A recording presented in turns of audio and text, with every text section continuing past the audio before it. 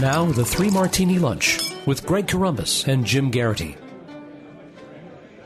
And welcome, everyone, to the Monday edition of the Three Martini Lunch, along with Jim Geraghty of National Review. I'm Greg Corombos of Radio America. We have good, bad, and crazy martinis for conservatives today. And, Jim, I could have said good day to all of our conservative friends because that's where our good news comes from. In an upset, a major upset, the lefties go down in Australia, and the more right-leaning coalition comes out as a shocking winner. They hadn't led in a single poll, certainly not in the last several weeks. Most predicted a very comfortable win for the lefties down in Australia. The Labour Party there didn't happen. Narrow win for the righties, and so we have the people we would prefer going to be leading Australia for the foreseeable future here. The editors at National Review wrote on this. Jim, you quoted at length here in the Morning Jolt today, and it says, quote, Labor sought to raise revenue through policies meant to curb global warming that would raise the energy bills of hard-pressed blue-collar battlers and also shrink their job opportunities in the country's important energy industries. That probably cost Labour its hoped-for gains in Queensland, where the left has fought a long campaign to prevent the opening of a new coal mine. As former Liberal Prime Minister Tony Abbott observed, when climate change is solely a moral issue, Labour wins. When it's an economic one, too, the coalition wins. The scales tip farther rightward when the voters are informed that Australia's contribution to carbon emissions is nugatory, yes, nugatory, and that the Greens don't seem interested in asking China or India to cut their much greater carbon emissions. So, Jim, climate change, not necessarily the political and economic winner that a lot of lefties would like to think it is. Caution Jay Inslee. And you also see some parallels to American politics here as well. Yeah, just a moment there, Greg. I'm going to put another shrimp on the barbie over here. So, first of all, for those wondering, nugatory is really a word. It means of no value or importance or useless or futile. So leave it to the National Review editors to expand our vocabulary a little bit each day. Yeah, I mean, look, you can overstate these sorts of things. No two countries' elections are going to be exactly alike, even if they're both Western democracies. They're not perfect parallels between the parties of the left in Australia and the parties of the right in the United States. But there is kind of this dynamic here that when you're reading about these Australian elections, first of all, this is now a couple consecutive big elections in which the political class, the elites, however you want to characterize them, the media coverage of it, the pollsters and everything turned out to be wrong. And it's not, I suspect, sinister Russian hacking or something like that. My suspicion is it's some variation of what we used to call the shy Tory effect, which should give you a hint. This is not something that was necessarily first diagnosed or assessed or theorized here in the United States. The idea that certain opinions have a little bit of a social stigma to them, that certain people may hold certain political views, but they don't necessarily want to publicly disclose them or discuss them because they think they're going to get attacked and criticized for it. If you're conservative, if you're right of center, there's a good chance in certain communities your neighbors are going to give you grief about it, your friends, your family, you know. So maybe you're voting for a particular candidate or for a particular position, and you don't want anybody to know about it. It looks like there's something of a recurring pattern here. I would argue probably the more likely it is that holding an unorthodox political view is going to give you grief, might cause you troubles in the workplace. You might worry about losing your job or losing that next big promotion. The idea that, you know, there could be some sort of social media mob that gets stirred up and whipped up against you if you have the audacity to express an unpopular opinion on Facebook or Twitter or something like that. The more likely it is you're going to see this phenomenon in which the polls are actually understating the level of support for the conservative candidate in certain communities. The issue matrix that the left of center parties in Australia were running on, wealth redistribution, higher taxes, we got to take big dramatic action for climate change. Look, if you're a Democrat in the United States, this should send a shiver down your spine because this is a good chunk of what the Democratic Party is probably going to be running on come 2020, no matter which one of the, 24, 25 candidates that are running right now. You add all of that up. This is, look, again, these may be the sort of things that, of course, you're supposed to care about climate change. But when somebody is proposing, hey, we're going to enact a whole bunch of new energy taxes, we're going to make it more expensive for you to pay your electric bills, we're going to make it more expensive for you to pay gas, people don't like that. The other kind of, worth keeping in mind here is the possibility that support for action on climate change is very strong when it's some other guy taking the action, when somebody else is expected to sacrifice. Then I love it. But then all of a sudden, you expect me to pay for it. Oh, I'm going to have to pay higher prices. Oh, no. I don't like that nearly as much. And so if you're a Democrat, this should probably make you very nervous. Not a guarantee that things will shake out exactly the same way, but you do see this recurring pattern of a urban, national capital-centered group of elites who have one school of thought, one way of thinking, and they end up being completely out of touch with what's going on in the suburbs and rural areas of the country. Jim, what I'm about to say is probably negated largely by the outcome of the 2016 presidential election. But a lot of folks on the left sometimes, depending on the issue, climate change in particular, but socialist economic policies, more liberal cultural policies, a lot of times they'll try to paint the United States as being the only country left in this anachronistic position on whatever the issue is. Look at the rest of the world, the sophisticated world, moving in this direction. And I don't know if some folks get influenced by that, but I would think when they see other major nations putting up the stop sign to this type of political movement, it's got to be somewhat encouraging to folks who agree with us here in the U.S. Greg, one of the aspects of the climate change debate down there was, people wanted Australia to change its policies. There was big controversy about the construction of a new coal mine in one part of the country. Of course, they'd had issues with droughts, heat waves, brush fires. And, the Labor Party believed people are going to be on our side. They can see it right outside their window. This is tangible. And it turns out, that when they say we're going to enact these kinds of additional regulations and charges on us, we're not going to have the same kind of effects on China. We're not going to have the same kind of regulations on India. Lo and behold, people are like, well, wait a second. Why do I have to pay this? But those guys over there who are at similar levels of emissions don't have to pay theirs. Look, this is an issue where a lot of people care about it in the general sense. But once it gets to the specifics of what do you actually want to do and what kind of costs are going to be tangible to you, all of a sudden becomes a very different debate. And I think a lot of Democrats have been whistling past the graveyard on this.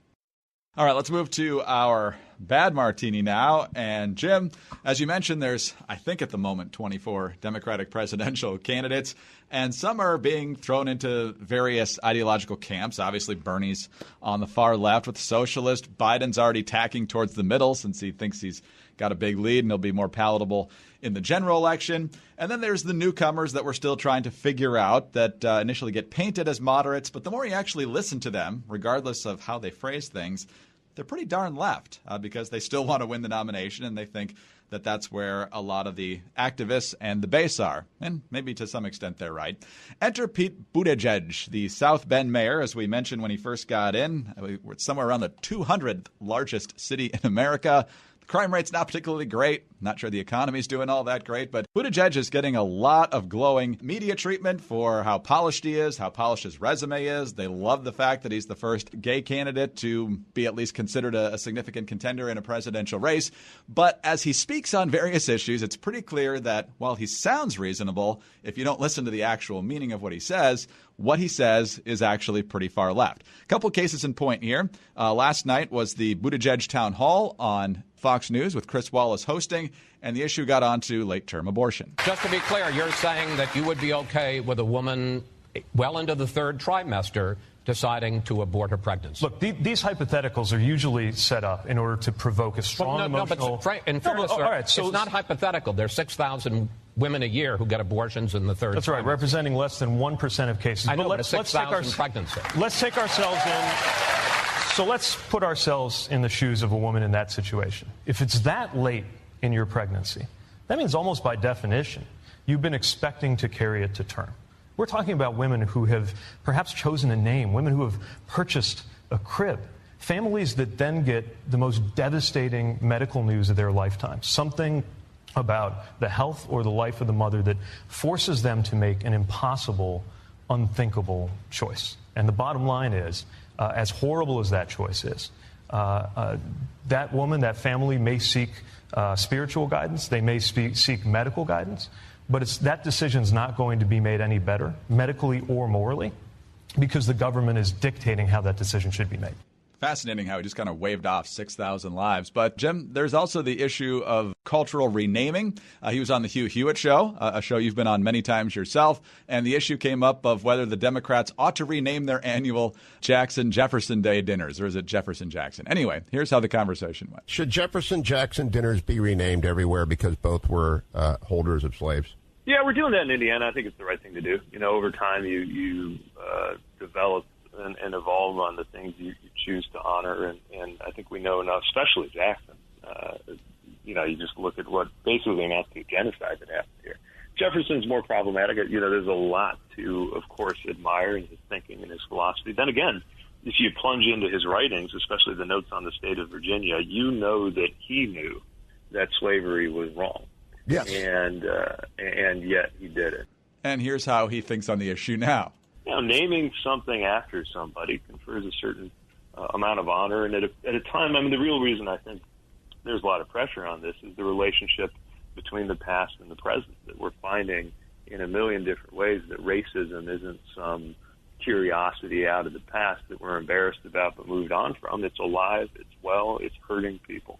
And if one of the main reasons to be in politics today is to try to change or reverse the harms that went along with that, then we better look for ways to live out and honor that principle. And he's also gone pretty far left on guns and the environment. And so, Jim, if you just stay real calm and real casual and take radical positions, it sounds pretty good to a lot of people. Yeah, look, you can agree with what he said. You can disagree with what he said. I do kind of wonder if you want to say, look, racism is alive and well, and one of the reasons we go into politics is to fight against it. So what's the argument of voting in favor of Pete Buttigieg over Cory Booker or Kamala Harris? Or maybe even Julian Castro? It's kind of like we need to end white male supremacy by electing this white male instead of that white male. One of my things that's been really frustrating about this early Democratic primary cycle has been how often certain candidates, Buttigieg may be the worst offender, but I think you can say, Beto O'Rourke gets this sometimes, Tulsi Gabbard gets this, Sherrod Brown chose not to run, but a lot of the coverage before then, they keep being, well, he's more of a centrist. He's more of a moderate Democrat. Even Biden is getting some of this. And my attitude would be, if you want to say somebody is centrist or moderate, you should be able to point to at least one or two issues in which they've broken with the rest of their party, in which they're kind of pushing maybe in a more rightward direction instead of a more leftward direction. And in most of these cases, these guys are really hard to find. You don't see this very much. And I think it's Pete Buttigieg. He's like, first of all, I love saying, look, these cases you're describing, Mr. Wallace, they're very rare. Therefore, I don't need a position on them. Therefore, I don't need to think about them. Well, actually, yeah, you do, because these are the cases that I think has the broadest swath of Americans saying, well, okay, look, abortion has always been this divisive issue, both before and after Roe versus Wade. But at some point, that becomes a living baby. Some would say at birth. Some would say at some point before birth. Some would say at conception.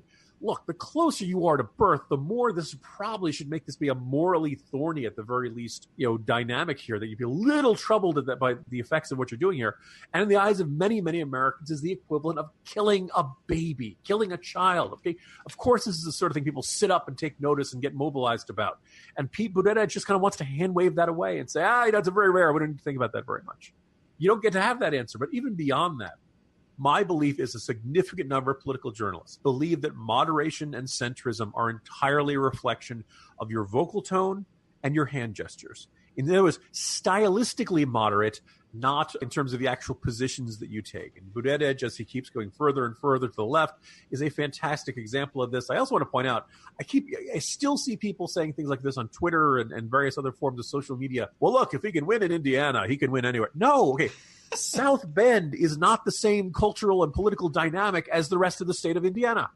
Indiana is a very Republican state. South Bend is very Democratic, and not just the mayoral race, which is the only race he's won in his life. You look at the state legislators from there, you look at the city council. This is a very Democratic city. Now, does this mean he has no chance of winning over centrist voters, moderate Republicans, groups like that? No, but I think let's not overestimate. This is not a guy who's gone toe-to-toe with Mike Pence and won in that kind of territory. It is amazing how much South Bend and the rest of the state get conflated in the minds of political journalists and allegedly smart political analysts. The whole thing is to add up to an image that is way more moderate than the reality of Pete Buttigieg.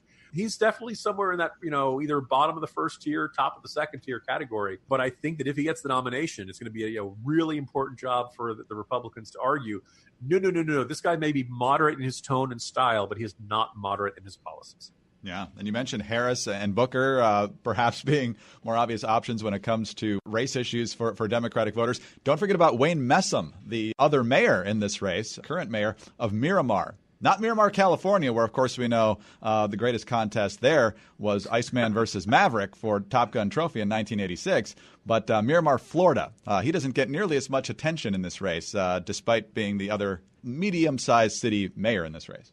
I was about to say, oh, come on, who's ever heard of Miramar in Florida? It's a really tiny town. Then again, South Bend ain't exactly all that big either. Yeah, if Notre Dame wasn't there, I don't think most people would probably know that much about it. But being from Michigan, voting against Notre Dame is also a good enough reason to not vote for Pete Buttigieg.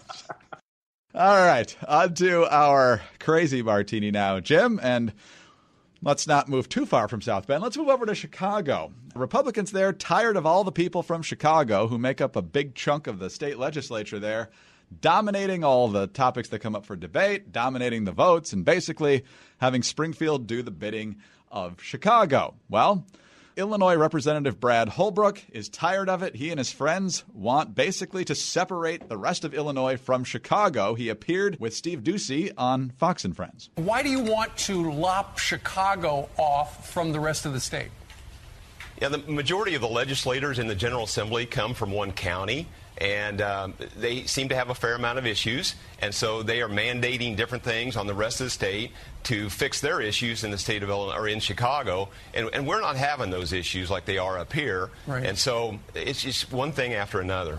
He also says there's a constitutional angle to this. There's a growing movement across the United States. It's happening in New York, it's happening in California, Washington, Oregon, and many other states where you have these large population centers. The rural portions are not being equally represented. Illinois is a case in point. You know, the U.S. Constitution, right. Under Article 4, Section 4, gives us the guarantee that we are to have a small R Republican form of government. Mm-hmm. It's simply not working in the state of Illinois.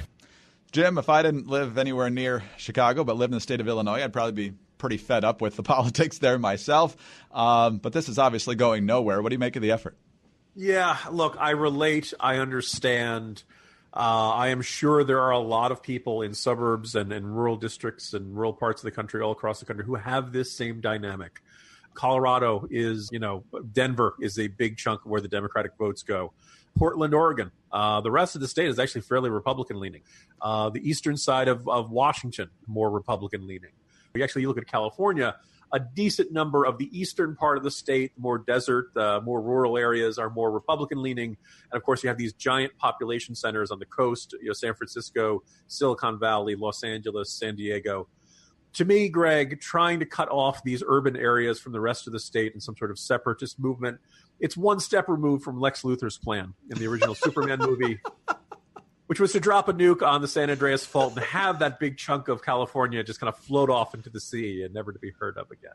He kept saying it's constitutionally unsound. And look, I understand you can have a certain amount of redistricting in which you try to maximize, you have a whole bunch of 60-40 districts for your side and then 90-10 districts for the other side, minimize their power in the state legislature and things like that. That can happen. That's frustrating. I noticed all of a sudden a whole bunch of state Supreme Courts are lamenting gerrymandering now that Republicans are doing it. Apparently it wasn't a problem for the previous 2 centuries, right. But now all of a sudden redistricting is this really important issue. This is a dynamic that, by the way, could very well end up dominating our politics in the decades to come. You look at it, we were just talking about this in our first martini, about the difference between urban, sometimes elite philosophies in big cities compared to suburban areas and rural areas. This is the big divide. This is where most Republicans have their strength in the suburbs and rural areas. Most Democrats have all their votes concentrated in the urban areas. And this, for a long time, by the way, was a major problem for Democrats. 2018 midterm elections, they did a little bit better, and they managed to win back a whole bunch of these seats in the suburbs. Look, this is going to be the dynamic in every state. And unless you want to turn Chicago into its own separate state, you're going to have to win in the suburbs. You're going to have to do that because otherwise, once this ball gets rolling, you're going to see everybody trying to separate themselves from the big cities. I just don't think that's in keeping with our traditions. There is an element of compromise required. If you want to win more, one, you can try to run more candidates in these big city districts. I think it's worth noting that a lot of these urban districts, Republicans they don't even nominate a candidate. If you want to win more votes in urban districts, you got to go there. You got to go there and try to make the case. In a lot of these cases, Republicans have just flat out failed to do that. And then secondly, you win more of the suburban districts, you'll be in better shape. I can't say I begrudge these guys. I know the feeling. I'm sure there are a lot of Virginians who believe it. Northern Virginia. I'm in Fairfax County, which used to be kind of the purple swing district. Now it's turning kind of blue. But guys, this is, you can tell this is going nowhere. You're not going to separate the whole state.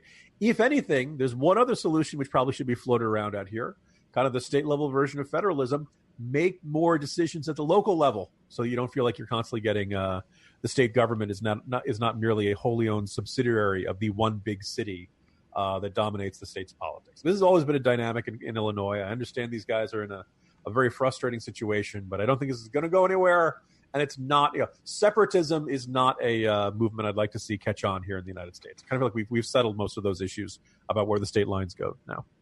Jim, that's clearly the intelligent argument, urging more decisions to be made at the local level. I'm opposed to this for two other reasons. First of all, I want to stay forever at 50 states because it makes Senate math a lot easier when you have 100 people. Flag. Yeah. Like we'd have to move all the stars over. It would look awkward. Yeah, exactly. And the other thing, where would the Bears play? I guess they could be in a new state, but if you wanted to keep them in Illinois, you can't send them to Springfield because when they renovated Soldier Field in 2002, they went from 13-3 to a non-playoff team, so that's out. So the question is, could the Bears play in Peoria? How will they play in Peoria? That is a very big question, Greg. Yes, exactly. Jim, have a good day. See you tomorrow. See you tomorrow, Greg. Jim Geraghty of National Review. I'm Greg Corombos of Radio America. Thanks for being with us today, and be sure to tune in again on Tuesday for the next 3 Martini Lunch.